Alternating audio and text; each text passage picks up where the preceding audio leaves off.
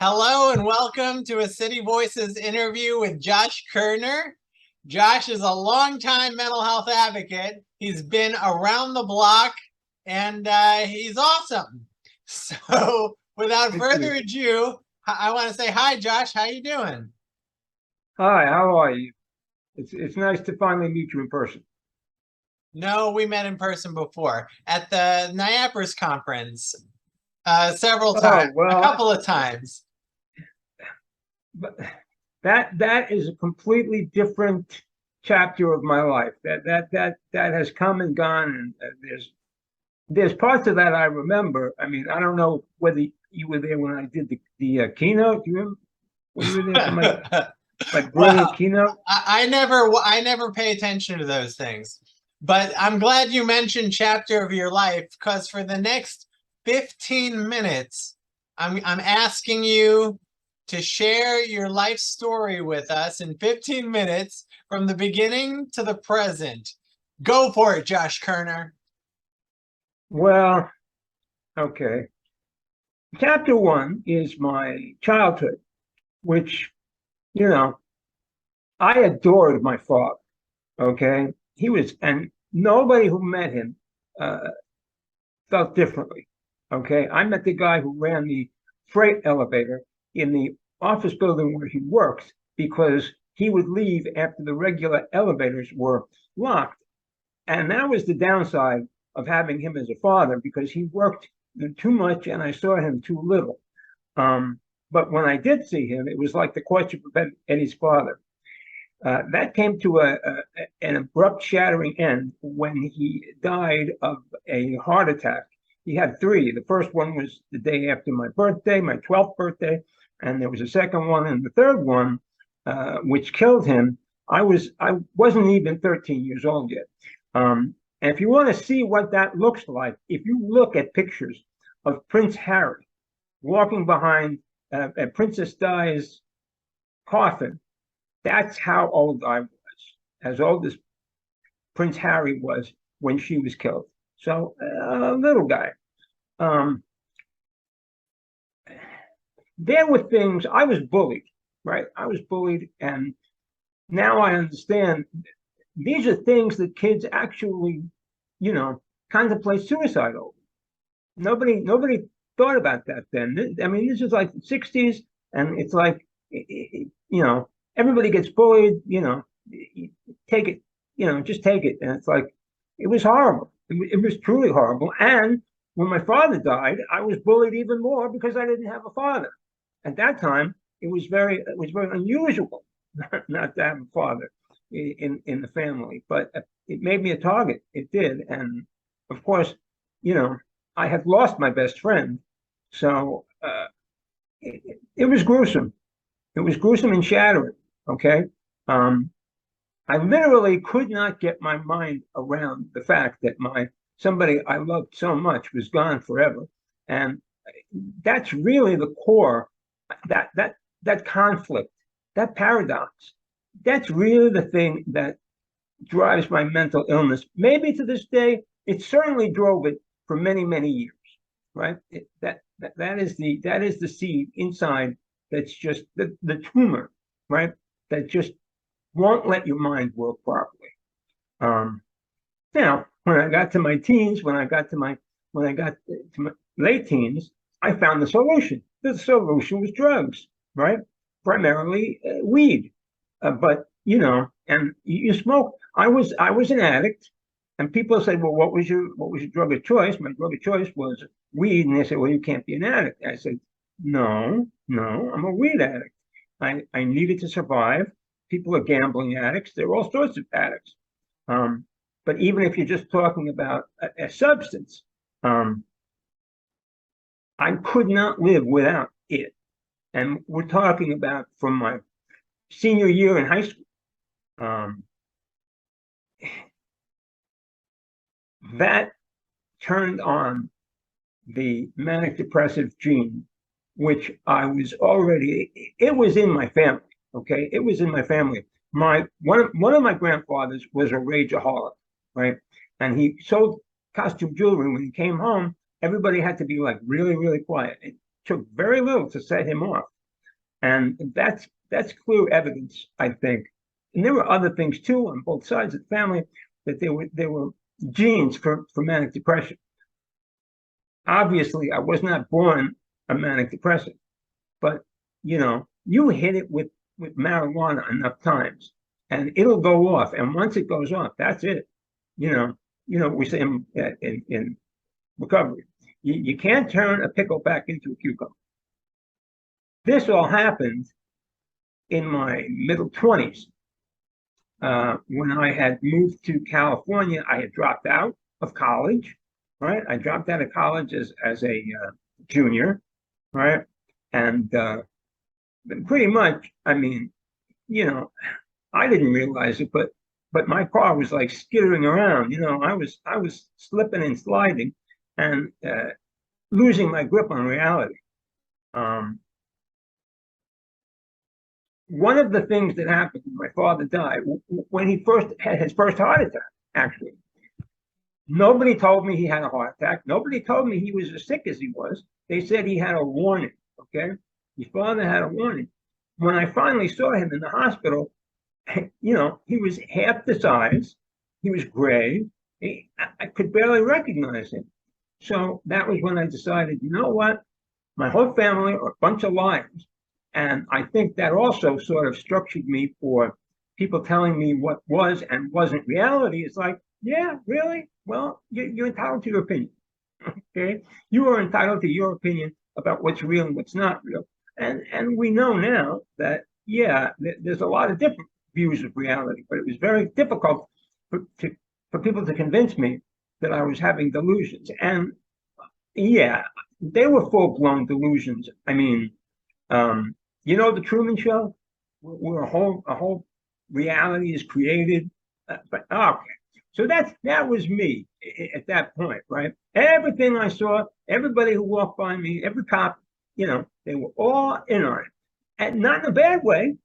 Okay, they weren't against me. They were trying to help me in some way, shape, or form. But that was truly delusional, and I lost track of how many times I was inpatient involuntarily. Let's just say double digits, right? Double digits, beginning, in California.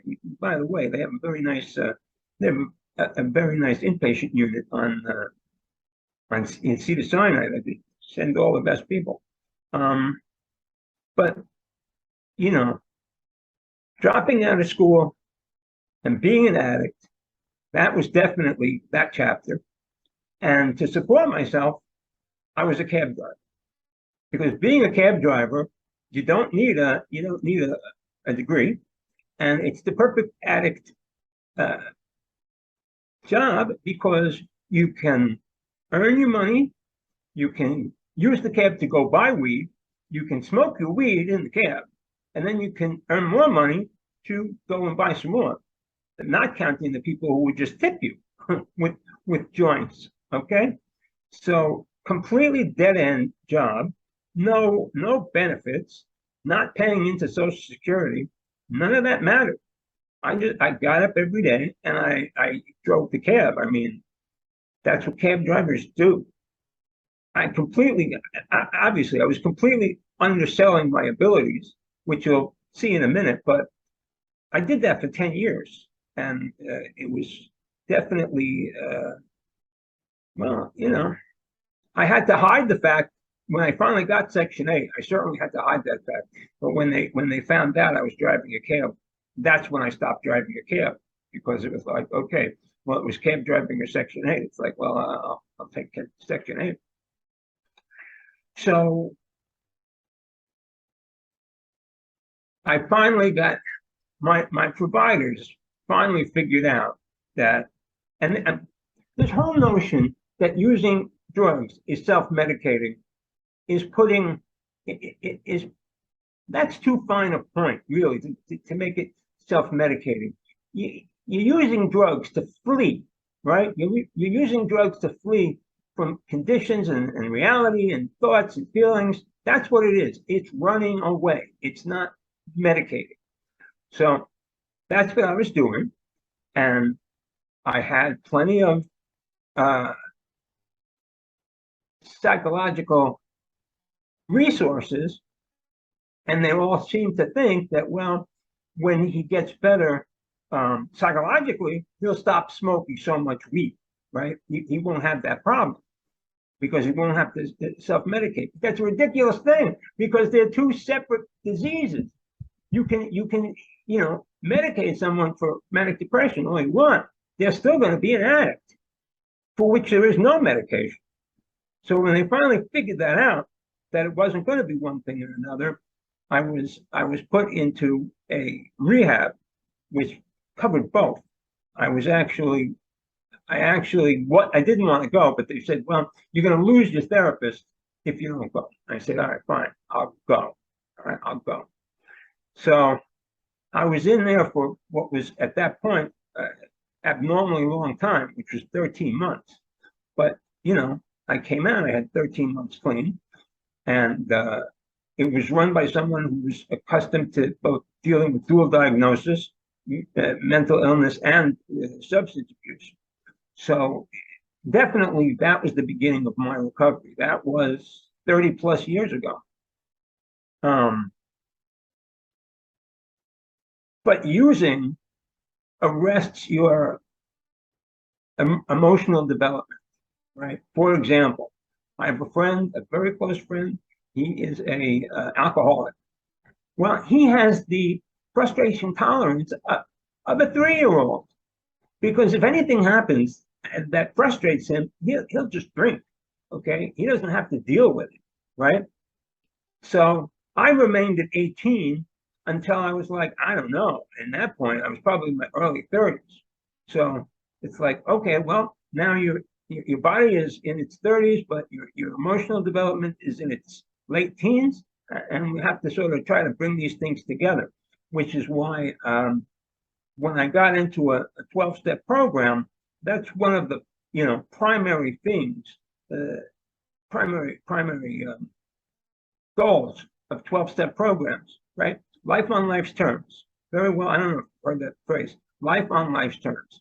That is a signifier of being able to accept things the way they are, not like the way you want them to be or the way you imagine them to be or the way you resist them being. It's like, no, you have to accept. Okay, you have to accept this and move on, because you don't have any other choice, and you don't have the choice of using the drugs, which were the thing that like paper over all of that, right? So when I went into recovery, I considered myself, in retrospect, I was very lucky to have that, because it dealt with a lot of things. It dealt with my lack of emotional development, but it also, I stopped having symptoms, because, as long as I was using marijuana, it was kicking off the manic depressive. It's a well-known fact that it will just light the fire under that. I once had a day pass, and when I came home, I found this little miniature roach in my ashtray, and I smoked it. And when I got back, it's like, oh, they knew I was high already. They knew I was showing more symptoms. From what? From like an inch long roach? It was amazing how fast that happened. And of course, when I got on the unit, the first time I smuggled drugs onto my first inpatient unit. So it was hard to separate me from the drugs, but it did happen, because I did have people at my first rehab. I was very lucky that these were very empathetic people. These were not, you're going to do it our way, the highway. You were supposed to go to a 12-step meeting like your first week there. I said, no, I'm not going. I'm not a team player. And of course, that again is from my youth, when I was, I was the last one picked for the team, if I was ever picked for the team, right? I was completely non-athletic. I was overweight. So it's like, I don't go into for team things. I don't go in for bands. I'm not doing this. I'm not going to a 12-step meeting. Well, I held out for 9 months, and one of my counselors was a very goth kind of woman, right? A lot of tattoos and stuff, and she went to 12-step meetings. So it's like, well, if she can go to 12-step meetings, I can go to 12-step meetings. Right? There's a possibility that there's goth people, right, in the rooms. So that convinced me. Unfortunately, the twist ending to that is she picked up again and died. She's not around again, which, you know, that's the reality. 1 second, because I need to. That was my alarm for my morning meds, which I took. So I'm not driving a cab. I'm not using drugs. I'm not doing very much of anything. And then one of the people who was I was driving the cab for a while straight. Right? I drove the cab straight for a while until I got found out and I had to drop it. But there was somebody at the rehab, that the director of the rehab knew about this new program that was being funded by reinvestment funding, right? It's called Choice, which was working out of a single room in the Social Security building. And maybe I would be interested in, participating. And Choice was a consumers helping consumers type of deal.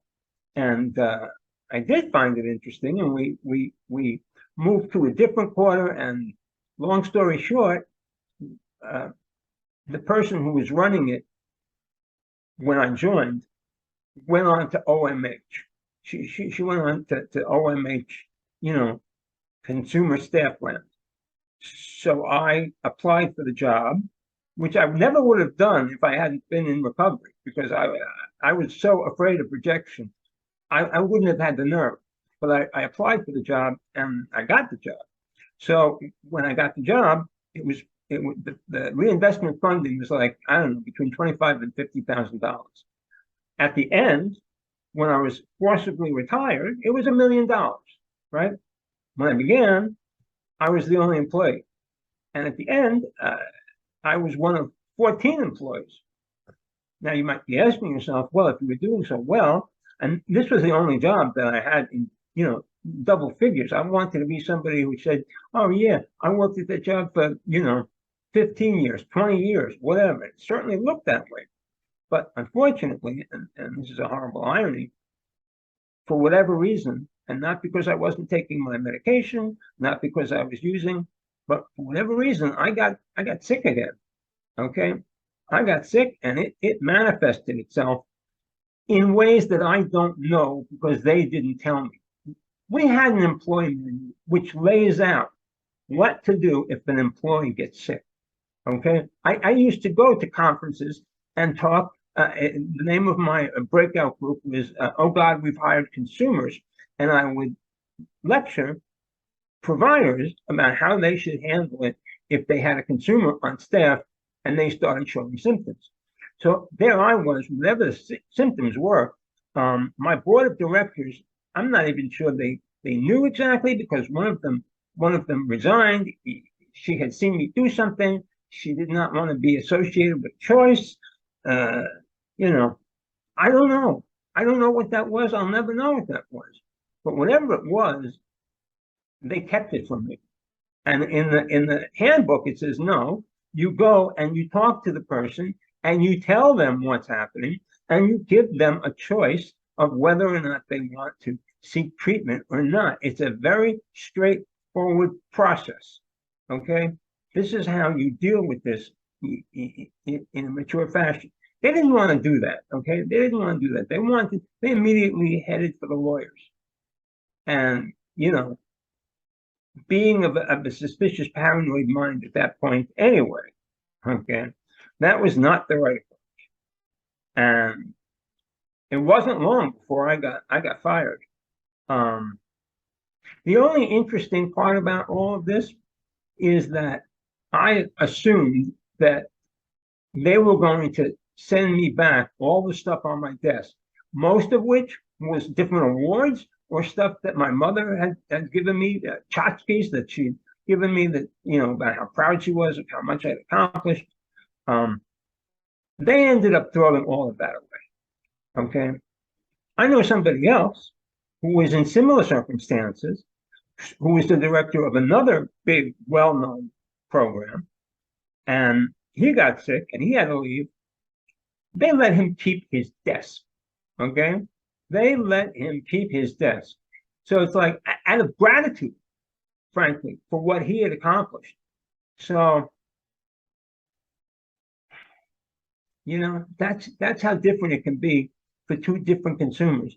I had a highly successful program that I got sick and I got fired, and they didn't want to know from me, and they showed absolutely no gratitude. And somebody else, he got sick, he had to leave, and they gave him his desk.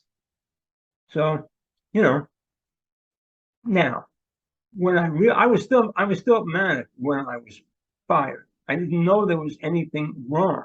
I was still in the head that, okay, this is not really, this is not a problem. This is not a problem. This is just the window opening for something else. When I realized what had happened, which is that my 14-year career had slammed to a halt, I was profoundly depressed. I really did contemplate suicide. There's no question about that. And one of the achievements that I'm most proud of is having been an applied suicide intervention skills trainer, for which I had to take a 5-day course, and then I gave that as a 2-day course, and I gave that to police, and I gave that to priests and teachers and social workers. And it's too bad that people don't know how to deal with people from whom they're getting signals that they're thinking of committing suicide. There's a very straight kind of, program for dealing with that will not push a person away. You don't say, you don't want to do that. You have too much to live for. That is exactly the wrong approach to suicide. Let me ask you, were you still clean at this point? I was still clean at that point. I was suicidal, but I was clean. Okay. Could you wrap it up in the next 3 minutes? This story, the points that you really want to make. Okay. Well, the point that I really want to make, I guess, is with all of that, which would then be, getting the job, losing the job, getting sick for no apparent reason. I still have a 32 plus years of recovery. I hung on to that, okay, because I knew that no matter what happened, if I started using again, I would just make everything so much worse. And being in a 12-step program, where initially it didn't prove to be that much of a help because I was so depressed. Eventually, that helped me get through the aftermath of my life, falling apart again, and starting this new chapter. And I met a lot of people I didn't know. I made a lot of friends I didn't have. They were all very supportive, and I can say without fear of contradiction that a 12-step program saved me from both drugs and the psychological impact of being pushed out of my job. And then I took up, I followed my muse, which is photography.